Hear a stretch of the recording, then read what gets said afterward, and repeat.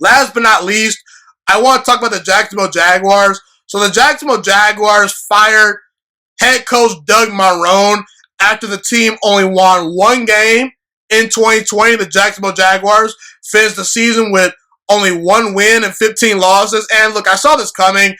At the start of the season, I predicted the Jacksonville Jaguars were going to be the worst team in the entire NFL. I felt they were going to have the number one overall pick, and I was proven to be right, okay? Now, Doug Marrone did get the Jaguars to an AFC Championship game in his first year as the head coach with the team in 2017, but ever since that moment, the Jaguars have gotten worse and worse as a football team. In 2018, the team went 5-11. 2019, the team went 6-10. And this past year, the team went 1-15. Okay? And look, I saw the writing on the wall. It's very clear to me the Jacksonville Jaguars were tanking this season to try and get the number one overall pick. They got rid of a bunch of their star players. You know, they were sitting guys out that were probably good enough to play, but they just sat him out because they said, heck, we don't care. Just rest up, get healthy. We're not trying to win a whole bunch of games right now. And the Jaguars right now are just a mess. And it's pretty clear the Jacksonville Jaguars organization just wants a clean slate. They want to bring in a brand new head coach. They want to draft a starter quarterback with the number one overall pick. They're probably going to get rid of Gardner Minshew. And they're going to try to sort of rebrand this franchise. But I will say, whether the Jaguars get Justin Fields, Trevor Lawrence, whoever they draft in this upcoming 2021 NFL draft, it won't matter if they once again whiff on their next general manager and their next head coach. David Caldwell, the former Jacksonville Jaguars general manager, was absolutely awful.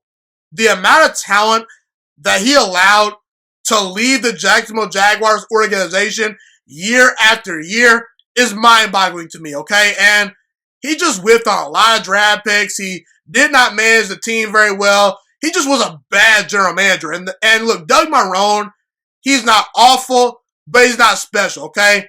I've always had this rule in the NFL. You can't have a poor general manager and a poor head coach and expect to go far and make deep playoff runs, okay? You just can't do that, okay? You need a general manager that's going to come in and bring in talent, and you need a head coach that will maximize the players the general manager brings in. Very similar to how the Patriots, the Ravens, the Steelers operate. All of the top-tier organizations have one thing in common. They have a stable general manager and a stable head coach. So it's very important that the Jacksonville Jaguars hit on their next head coach and their next general manager, because I would really hate to see Trevor Lawrence or Justin Fields' talents be wasted because the Jacksonville Jaguars can't get the head coach right and they can't get the general manager right, okay? So it's very, very important that if the Jacksonville Jaguars want to start fresh and really be taken seriously long-term and make deep playoff runs and turn around this franchise and get back to the AFC Championship game and hopefully maybe win a Super Bowl one day, it is imperative that the Jacksonville Jaguars hit on their next head coach and their next general manager. No doubt about it. Thank you so much for watching this video today. Please also note that the Juice Alert Sports Podcast is not just a YouTube channel. It is available on all podcasting platforms, including Spotify, Google Podcasts, iTunes, and Apple Podcasts. Also, if you enjoyed this video, be sure to like, comment, subscribe, and share this content with all your friends. This podcast is my favorite thing in the entire world right now. It is my passion. And I want more people to listen to this podcast. I really want this podcast to grow. Also, a fun fact about me is that I want to go into the sports broadcasting and media world once I graduate from the University of Toledo, a college in Northern Ohio. I am looking to become one of the next great sports broadcasters and analysts out in the world.